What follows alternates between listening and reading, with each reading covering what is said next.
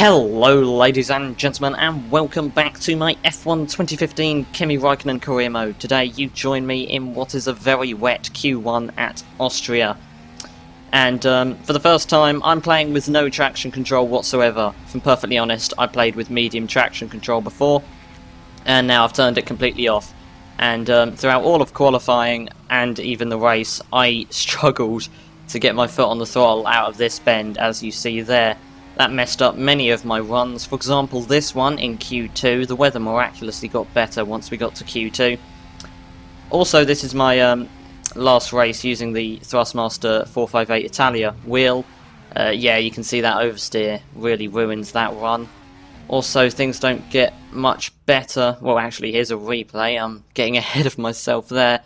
Yeah, I just too keen on the throttle. And here we go, later on Q2. I have got one time on the board, which is enough to get me through, I think.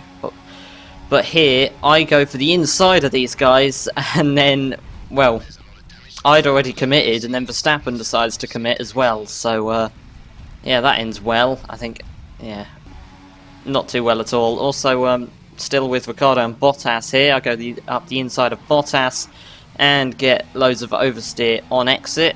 That ruins my first Q3 run. Q3 went absolutely horrifically. There's a replay again, losing the back end still. And here is my final Q3 run. It's this or 10th. 10th. As I hit the barrier and decide to retire from the session. So I will start 9th actually. Although I qualified 10th, Max Verstappen got a 5-place penalty when he came across me in Q2. I thought that was my fault. Well, I thought it was a joint effort, but, you know, I'm not going to complain if he gets the penalty. So here we are on the grid for the very wet Austrian Grand Prix. It's a bad getaway as usual. People in front of me, Kvyat and Maldonado pulling away, Sainz storming down the inside. Can I hold it around the outside through turn 1? It looks like I'm ahead, but I get too much curb on exit. That sends me onto the grass. Very easy to do in the wet. Carlos Sainz now coming down the inside of me as we come up the hill towards turn 2. I make him go to the inside.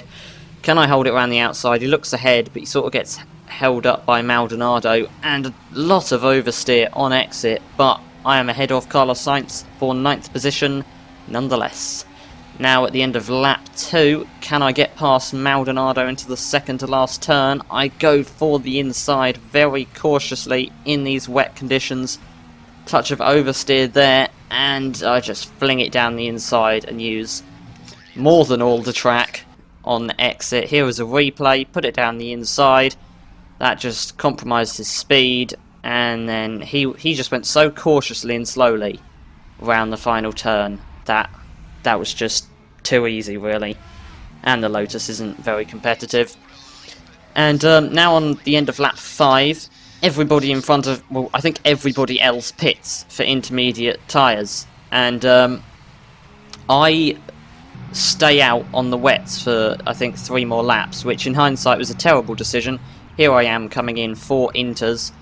And although I felt like I lost a lot of time, actually I did manage to sort of overcut Kvyat because I was behind him, but then I come out in front of him.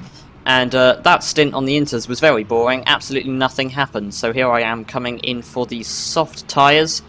And I think everybody else does 2 more stops now, as I don't. I do 1 more stop, which turns out very interesting, I'll say. My pace on the soft tyres was considerably better than it was on the wets and inters, and I am already in the DRS of Valtteri Bottas, and Daniel Ricciardo isn't too far ahead. I get a brilliant exit out of turn 1, coming up the hill towards turn 2. I move to the outside of Valtteri Bottas, make him go to the inside, brake considerably later, leave him plenty of space, use all the curb on the outside, and I am ahead. I've also got DRS again. Here is a replay of the move. Quite simple, round the outside. My pace was much better than his. I think we are on the same tyres though. It didn't take long to catch up to the back of Daniel Ricciardo. If you get the last 2 bends done perfectly, not only does it feel brilliant, but it also gains loads of time, setting the fastest lap as I breeze past Daniel on the straight into turn 1. Nice and simple, move done. He will have DRS. No, there's no DRS up this hill, is there? But he is in the slipstream of me. I'm kind of trying to move so he's not. But he doesn't try anything into turn 2. Can I? No, I cannot prevent the oversteer. Although that wasn't as bad as it has been on previous occasions. Now Daniel is behind me. DRS and slipstream. He moves to the inside as we brake. I brake more, try and go for the inside on exit, but I don't have the grip to do that, and Daniel has the place. Here is a replay. So we come into turn 3, I think this is. He just chucks up the inside. Admittedly, I didn't try hold it around the outside. I tried to get back on the inside on exit, but just didn't work. Although as we come into the second to last turn, I have a brilliant run on Daniel, move to the inside, brake later than him, hold the inside, and that is the place for me. Thank you very much. That's 5th position. Although I do need to look after these tyres. Well, I need to start looking after these tyres if I'm going to go as long as I expect on these tyres. On lap 16, I'm trying to conserve my soft tyres, and Valtteri Bottas just comes out of nowhere down the inside into the second to last turn and takes 5th position. Although I get the DRS, I'm not going to let him have that position that easily. I just back out of it as we come into turn 1. I don't want to wear out these tyres. I want to overtake him, but I don't want to shred my tyres in the process. Can I get him up into turn 2? It'd be a bit tyre damaging, but well, I go for it, sort of locking the rears as I move to the inside. Not quite sure what was going through my head at that moment. Get the DRS now as we come down the back straight. But actually, Daniel Ricciardo's got more chance of overtaking me than I have of overtaking Bottas, and it looks like my tyre saving has put me right back in the battle. I'm still trying to get past Bottas as we start lap 18. I get a pretty good exit out of the final turn, get on the DRS nice and early. I think I'm probably in rich mix, and I've definitely got the slipstream, move to the inside, but I'm just too far back to throw it up the inside, and that compromises my exit. No chance of getting him into turn 2 now. Although as we go to lap 18 now, I am much closer on the exit of turn 1. This time, I'm going to fling it down the inside no matter what. I go for it. Bottas runs wide. Really cautious, the AI, when you go down the inside of him, it seems. But that is P5 for me, so I'm not going to complain. As I start lap 21, I inherit 2nd position because of other people pitting. This is their first pit stop since switching to dry tyres, and I think they're all going to do one more, whereas I am trying to do just the ones. These tyres have got to go a bit further as yet before switching to primes. And as you can see, my teammate Sebastian Vettel has come out of the pits. Not sure if he's on primes or options, but I would guess options. There's a yellow flag, but I think that's just one of those ones that appear and then disappear instantly. Unfortunately, the Mercedes haven't crashed. Sebastian Vettel... Okay, I wasn't even looking. I was looking in my mirrors. I just shit my pants when that appeared on the preview window. Right, Felipe Nasser crashed out on the side of the circuit. No wonder Sebastian Vettel didn't chuck it up the inside. I was wondering why he was being so hesitant. Wow, so that yellow flag wasn't one of those ones that just disappears instantly. As you can see, Sebastian Vettel hitting the back of me as he tries to get past. He flings it up the inside. I'm going to hold it around the outside. That was good stuff from him. Well, good stuff from the both of us. It seems our rivalry that developed in the beginning of the season has come back. And, well, it looked like he always came out on top in our rivalry. I mean, Australia, he managed to get me just before the finish line because I ran out of fuel. Malaysia, I was the one that spun round. China I won, so I came out on top in China. Anyway, Sebastian Vettel is still all over the back of me as I get a colossal amount of oversteer through that kind of S section. Sebastian Vettel, well, firmly ahead as we enter the second to last corner, but I find some grip from absolutely nowhere, floor the throttle and drive it around the outside of him. I'm able to cling on to 2nd place at the moment. Remember, if I can hold off Sebastian and... well, then he's still got 1 pit stop left, and I've still got 1 pit stop left. So, Sebastian trying the inside there, but I'm still able to hold it around the outside.